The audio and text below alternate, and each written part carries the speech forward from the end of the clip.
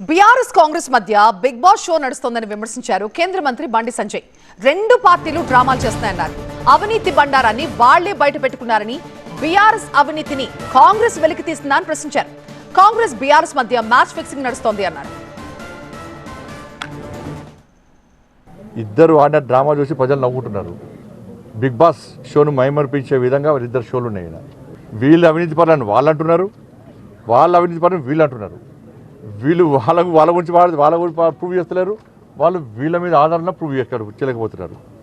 ఇవాళ double engine సర్కార్ రావాలి, తెలంగాణ రాష్ట్రం నీతి నిజాయితీవంతమైన పాలన సాగాలంటే, నిధులు రావాలంటే, అభివృద్ధి చెందాలంటే ఈసారి బీజేపీకి అవకాశం ఇద్దాం, డబుల్ ఇంజన్ సర్కార్ రావాలని చెప్పి ప్రజలందరూ మా వైపు ఉన్నారు. కాబట్టి ప్రజలు ఆ షోను చూసి ఎంజాయ్ చేస్తున్నారు. కాబట్టి మేము కూడా దాన్ని డిస్టర్బ్ చేద్దానికి మేము కూడా చూస్తూ ఎంజాయ్ చేసినాం. మేము కూడా ఆ షోను చూసి, బిగ్ బాస్ షోను చూసి. బీఆర్ఎస్ పార్టీ పాల్పడ్డ ఒక్క అవినీతి మీకు బయటకు వస్తలేదు, నాకు అర్థం కాలేదు. ఒక్క అవినీతి, ఫోన్ ట్యాపింగ్ పొట్టు చేసిండ్రు. భార్యాభర్త నిన్నగాక మొన్న స్పీచ్ ఇచ్చిన ముఖ్యమంత్రి గారు భార్యాభర్తల ఫోన్లు కూడా విన్నారు అన్నారు. ఇవాళ ఆ సిట్టు విచారణ, ఫోన్ ట్యాపింగ్ సంబంధించి సిట్టు విచారణ ఏ విధంగా ఉందంటే టీవీ సీరియళ్ళకే సాగుతూనే ఉన్నది. వందల మందిని వేల మందిని పిలుస్తున్నారు, విచారణ అంటున్నారు, టీవీలలో వస్తున్నది. ఇలా ఇద్దరి మధ్యలో match fixing. Bharatiya Janata party strength అవుతున్నది. నితిన్ నబీన్ గారు తెలంగాణ రాష్ట్రంలో పర్యటించిన తర్వాత పార్టీ కార్యకర్తల లోపల ఇంకా జోష్ వచ్చింది.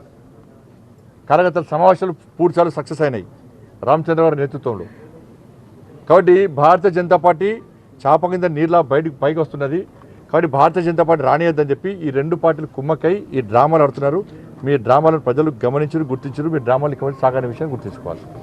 బీబీజీ రామ్ యొక్క ఆ స్కీమ్ సంబంధించి రాష్ట్ర ప్రభుత్వం యొక్క ఆలోచన నిజంగా దుర్మార్గం. అది స్కీమ్ కావాలంటున్నారు, స్కీమ్ను అమలు చేస్తారట, కానీ స్కీమ్ మీద కోర్టులో కేసు వేస్తారట. ఇదే ద్వంద్వ విధానం. మరి వద్దని చెప్పారు, స్కీమ్ వద్దని చెప్పారు. మరి ఎందుకు వద్దని చెప్తలేరు? రాష్ట్ర ప్రభుత్వానికి ఏముండాలి? ప్రభుత్వ పాఠశాలలో అన్ని సౌకర్యాలు కల్పిస్తాము, ప్రైవేట్ పాఠశాలకు ధీటుగా అన్ని సౌకర్యాలు కల్పించి ఇలా పేద ప్రజలకు, పేద విద్యార్థులకు విద్యను అందిస్తామని చెప్పి ఒక సంకల్పం ఉండాలి తప్ప మేము 10,000 పాఠశాలను తీసేస్తాము అంటే ఇంతకంటే మూర్ఖత్వం ఇంకోటి కాదు.